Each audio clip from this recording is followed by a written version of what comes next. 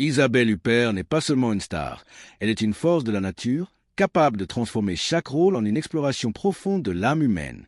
Depuis plus de 5 décennies, elle captive des millions de spectateurs avec des personnages complexes, souvent tourmentés, imprégnés de force intérieure, de vulnérabilité cachée et d'une douleur palpable qui résonne en nous longtemps après le générique.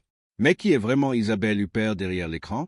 Derrière les Césars, les Golden Globes, les Ours d'Or et les éloges unanimes de la critique internationale, c'est une femme qui a navigué entre triomphes artistiques et épreuves personnelles dévastatrices. Une mère dévouée, une intellectuelle passionnée, une solitaire dans l'âme qui a sacrifié beaucoup pour son article.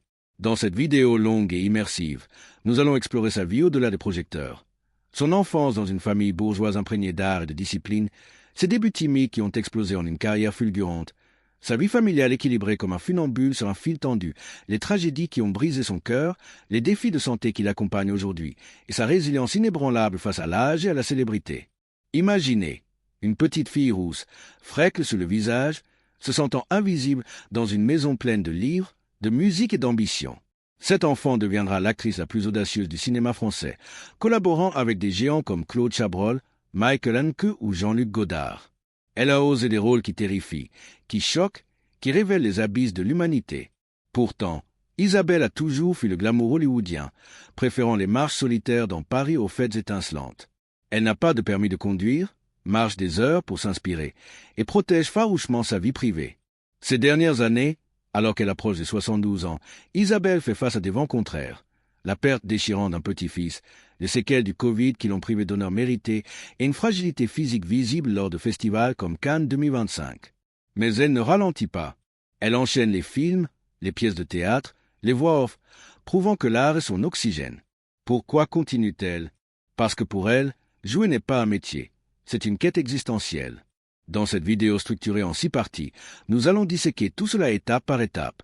Nous commencerons par ses origines familiales, puis ses débuts explosifs, sa vie de famille comme refuge, les tragédies récentes, les ombres de la santé et de la célébrité, et enfin son attachement éternel à l'art. Préparez-vous à des anecdotes exclusives, des citations poignantes et des analyses qui vous feront redécouvrir ces films sous un jour nouveau.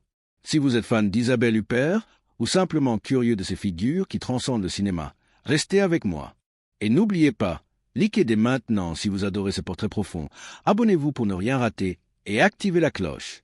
Commentez votre film préféré avec elle en bas. Allez, on plonge dans l'histoire d'une femme qui a transformé la douleur en chef-d'œuvre. Isabelle Huppert, de l'ombre à la lumière éternelle. Les origines d'une icône, enfance, famille et premiers pas dans l'art. Plongeons au cœur des racines d'Isabelle Huppert. Née Isabelle à Madeleine Huppert le 16 mars 1953 dans le chic 16e arrondissement de Paris, elle grandit dans un environnement où l'excellence n'était pas une option, mais une norme quotidienne. Son père, Raymond Huppert, était un industriel accompli, dirigeant une entreprise de coffre-fort, un métier symbolisant la sécurité, la précision et la robustesse. Fait commandeur de la Légion d'honneur, il incarnait l'ordre rigoureux, la logique implacable. À l'opposé, sa mère, Annick, souvent appelée Annie, était une professeure de piano passionnée, une amoureuse des lettres et de la culture. C'est d'elle qu'Isabelle hérita cette flamme artistique, ce respect viscéral pour les mélodies qui touchent l'âme et les histoires qui transcendent le réel. La maison Huppert vibrait d'échanges intellectuels intenses. Isabelle, benjamine de 5 enfants, se sentait à la fois choyée et sous le regard scrutateur de ses aînés. Ses frères et sœurs, un frère, Rémi, devenu écrivain et consultant, des sœurs versées dans la sociologie, la réalisation cinématographique et la peinture. Élevée à Ville-d'Avray, une banlieue verdoyante près de Paris, elle baignait dans un océan de livres, de partitions musicales et d'attentes subtiles. Pas de rébellions adolescentes tapageuses ici. Isabelle était une enfant sensible, curieuse, qui observait le monde avec des yeux grands ouverts. Elle se souvient souvent de son enfance. J'étais très indistincte, pâle, tachetée de taches de rousseur, invisible. Ironique, non? Ce visage qu'elle jugeait banal est devenu l'un des plus expressifs du cinéma mondial, capable de convaincre des tempêtes intérieures d'un simple regard. Pourtant, jeune, elle cherchait l'attention discrètement, chantait pour la famille, récitait des poèmes, performait pour créer du lien. Sa mère, visionnaire, décela cette étincelle et l'inscrivit à des cours d'art dramatique dès l'âge de 13 ans. Ses leçons n'étaient pas du spectacle, c'étaient des fondations solides, discipline, précision, exploration des émotions profondes. Au lycée Florian Schmitt à Saint-Cloud, Isabelle excellait académiquement tout en nourrissant son feu artistique. Elle s'inscrivit au Conservatoire de Versailles, puis étudia les langues slaves à l'INALCO, un choix révélateur de son intellect aiguisé. Elle voulait disparaître dans les rôles, mais aussi comprendre les cultures slaves, riches en littérature tourmentée. Couronnement. Elle intégra le Conservatoire national supérieur d'art dramatique de Paris, sous la tutelle de maîtres comme Jean-Laurent Cochet et Antoine Vitté. Là, elle apprit que le vrai acting réside dans la vulnérabilité retenue, les silences éloquents, la subtilité qui bouleverse. Les années 1970 marquent ses débuts modestes. Faustine et le bel été, les valseuses, glissement progressif du plaisir. Mais c'est la dentelière en 1977 qui explose tout. Dans La peau de pomme ou Béatrice, une apprentie coiffeuse naïve brisée par l'amour et la solitude, Isabelle livre une performance d'une vérité déchirante. Récompensée par le BAFTA de la meilleure révélation, elle s'impose comme une étoile montante. Claude Chabrol la repère, Michael Cimino l'appelle, Godard l'intègre à son univers expérimental. Chaque rôle est un risque, violence psychologique, érotisme cru, folie intérieure. Pourtant, la gloire apporte un poids. Isabelle devient synonyme d'audace sans compromis, mais elle fuit les tapis rouges. Pas de fête, pas de club, elle préfère marcher seule dans Paris, sans chauffeur ni escorte. Cette indépendance l'isole, mais la nourrit. Elle n'est pas une star, elle est une exploratrice de l'humain. Ses collaborations s'enchaînent, Violette Nozière, Loulou, sauve qui peut la vie. Elle ose ce que d'autres refusent, payant de sa personne avec une grâce froide. Dans cette partie, on voit déjà les thèmes récurrents, la dualité entre ordre paternel et chaos maternel, la quête de reconnaissance sans vanité, la formation rigoureuse qui forge une signature unique. Isabelle n'est pas née star, elle s'est construite, brique par brique, dans l'ombre des grands. Équilibre fragile, vie de famille, mariage et maternité au cœur de la tempête. Passons maintenant à un chapitre plus intime.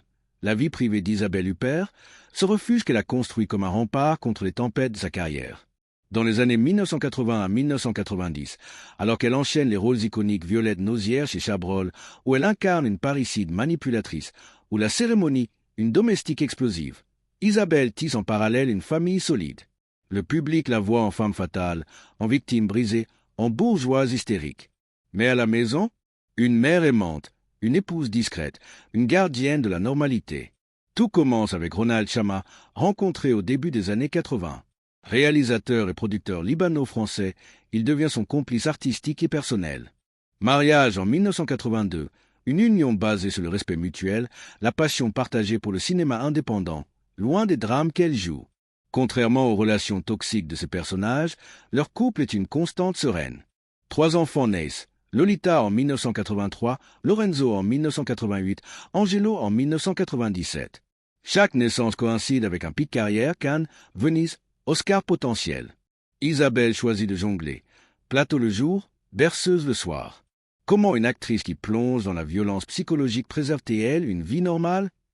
Elle impose des règles strictes, pas de projecteur sur les keys. Lorenzo le confie. Maman nous a protégés. Notre enfance était ordinaire, école, devoirs, film de Chaplin ou Mary Poppins en boucle. Le foyer? Pas de première hollywoodienne, mais des dîners familiaux, des rires, des routines. Isabelle est de leçons, savoure les victoires scolaires, protège farouchement leur privacy. Pourtant, la solitude guette. Isabelle avoue se sentir étrangère au star system. Tandis que ses pères brillent aux nuits parisiennes, elle marche seule, sans permis, explorant Paris comme un labyrinthe d'inspiration. Ses balades solitaires, une métaphore de sa vie, engagée, mais en retrait. Ronald comprend. Il partage sa vie avec une femme qui devient les autres. Ensemble, ils fondent les films du Camélia et Camélia Cinéma, des boîtes pour produire des œuvres audacieuses, nourrissant leur vision commune. Cette dualité s'intensifie. Star intouchable publiquement, maman impliquée privément. Elle refuse les excès, privilégie la réflexion. Ses enfants grandissent loin des flashs, mais imprégnés d'art. Lolita suit ses pas en acting, Lorenzo en réalisation. La famille devient ancre dans la tourmente. Mais imaginez le coup. Absence prolongée pour tournage, rôle qui laisse des cicatrices émotionnelles. Isabelle sacrifie le repos pour être présente. Anecdote touchante. Lors de festivals, elle rentre vite pour les trajets scolaires. La normalité est un luxe, dit-elle. Cet équilibre fragile force sa résilience. Sans cette famille, comment aurait-elle tenu face au rôle dévorant? Chabrol a surnommé la machine pour son endurance, mais à la maison, elle est humaine, vulnérable. Dans les années 90, films comme La pianiste, où elle joue une professeure réprimée explosant en sadomasochisme, contrastent avec sa douceur maternelle. Haneke la dirige magistralement. Elle gagne Cannes. Mais chez elle, c'est câlin et histoire. Cette partie révèle Isabelle sous un jour nouveau, pas seulement actrice, mais architecte d'un cocon protecteur. Et pourtant, fissures apparaissent. La célébrité isole, les promenades solitaires deviennent refuge. Ronald, pilier discret, soutient sans étouffer. Leur couple dure par compréhension mutuelle. Fondatrice de production, ils contrôlent leur destin artistique. Aujourd'hui, ses enfants adultes, Isabelle regarde en arrière avec fierté. Mais cette vie familiale, si précieuse, sera bientôt ébranlée par des tragédies. Dans la partie 3, on aborde les pertes qui ont tout changé. Les ombres du deuil, tragédie personnelle et résilience face à la douleur. Entrons dans les chapitres les plus sombres de la vie d'Isabelle Huppert, et dernières années marquées par des pertes irréparables qui ont testé sa force légendaire. Novembre 2022, un coup de tonnerre. Sa fille aînée, Lolita Chama, actrice talentueuse suivant les traces maternelles, à 5 mois et demi de grossesse, subit une rupture prématurée des membranes. Le bébé, Kolia, naît trop tôt et ne survit que 12 jours. Ces moments, suspendus entre espoir ténu et angoisse insurmontable, s'achèvent en silence dévastateur. Isabelle, habituée à incarner la souffrance à l'écran, pensez à elle, où elle joue une femme violée cherchant vengeance avec froideur, affronte ici la douleur brute, réelle. Impuissante, elle voit sa fille brisée, pleure un petit-fils à peine effleuré. Cette perte creuse une brèche éternelle dans la famille. Les joies domestiques, dîner, rire portent désormais l'ombre de l'absence. Le refuge familial, si chèrement bâti, semble vidé. Pourtant, résilience émerge. En mai suivant, Lolita publie Regarder la nuit tombée, un livre poignant transformant le deuil en art universel. Isabelle, fière et émue, le qualifie de rare beauté, non seulement catharsis, mais œuvre littéraire durable. Elle admire comment sa fille alchimise la dévastation en lumière. Ce drame s'ajoute à d'autres épreuves. Février 2022, Isabelle doit recevoir l'Ours d'or d'honneur à la Berlinale pour sa carrière. Mais un test Covid positif l'isole. Privée de scène, d'applaudissements, elle accepte l'honneur via vidéo, gracieuse, mais absente. Pour une artiste valorisant la présence physique, cette invisibilité forcée préfigure les pertes à venir. Les honneurs affluent malgré tout, désignée plus grande actrice du XXIe siècle par le New York Times en 2020. Mais aucune ovation n'apaise le chagrin. Isabelle, qui a donné voix au muet de la douleur, se tait sur sa souffrance. Elle protège, comme toujours. Flashback, ces tragédies résonnent avec son passé. Enfance invisible, rôle de femmes isolées, la dentelière, solitaire détruite. La vie imite l'art. Mais Isabelle transforme. Elle soutient Lolita, honore Kolia en silence. Anecdote, interview où elle évoque le livre de Lolita avec l'âme contenue. C'est un accomplissement, dit-elle. Cette douleur la rend plus humaine, moins icône intouchable. Et la famille, renforcée dans l'adversité. Ronald, pilier, enfant rallié. Pourtant, solitude s'approfondit. Isabelle marche plus, réfléchit plus. Cette partie montre Isabelle au plus bas, grand-mère endeuillée, fille impuissante. Mais sa force, inébranlable, elle continue de travailler, canalisant le deuil en art.